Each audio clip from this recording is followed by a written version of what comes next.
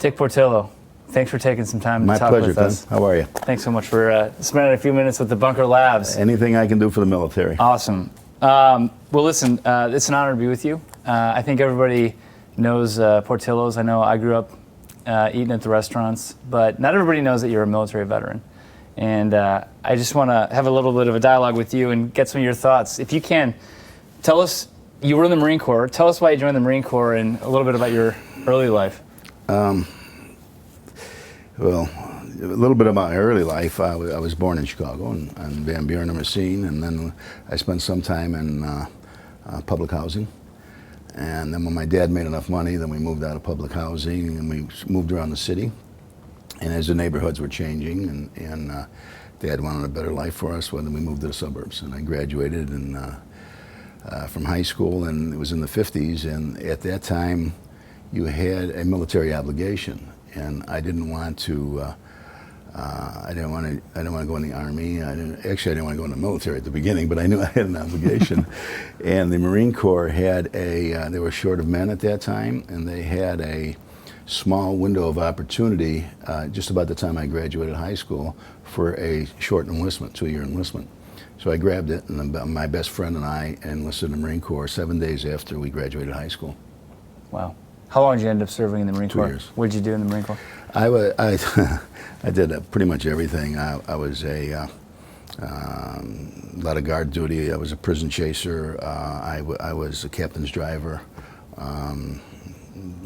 Mostly grunt stuff. I didn't really get an education for anything, no electronics or any of that stuff. Mm-hmm. I mean, we didn't learn how to shoot weapons and that sort of. What's your piece of advice to them? I think a lot of them think about entrepreneurship and it looks intimidating. They think of technology or Silicon Valley. You've taken a different route. What's your advice to these guys? Well, follow your passion. You have to have a passion for something. If you don't have a passion for it, and the desire and the willingness to work long, hard hours, you better not go into business.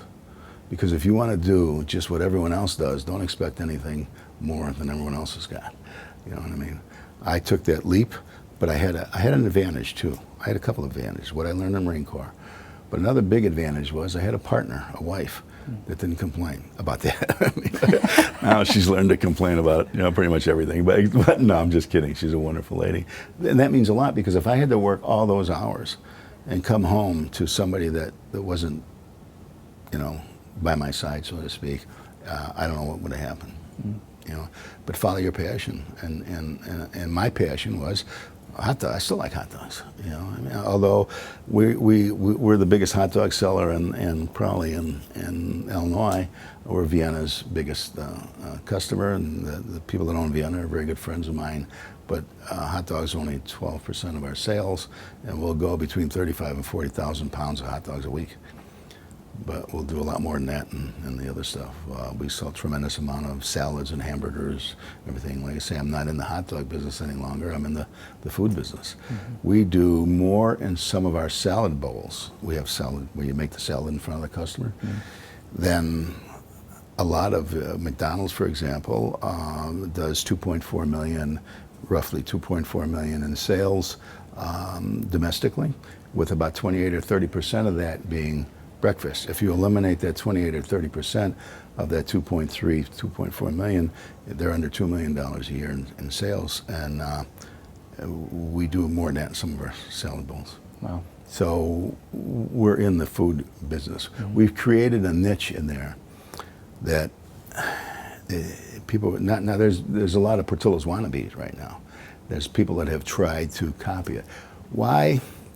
Why is it then? I've been around for a long time, over half a century, Portillo's, and why is it that there's not more copycats? Because history has proven that when you have something successful, everybody jumps on the bandwagon, and there's a shakeout, and a few will succeed. Then why isn't there more Portillo's? Because it's an extremely difficult operation type of business. We have so many moving parts in our business. It's not a hot dog stand. Some of our restaurants have 300 or 400 seats, right?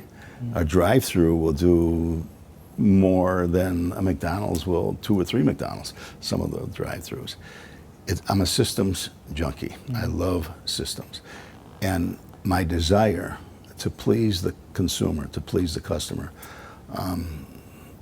is what got us to this point. And I was fortunate to have a lot of great people around me that I could install the culture into their minds, and they carry on that culture to, because one man can only do so much. And that's where the organization and the teamwork comes in to play. Wow. Dick, it's an honor. Semper Fi. Semper Fi. Give us a tour. Okay, you bet. Thanks so much for talking My to pleasure. us and for what you've done. Good luck, guys, ladies.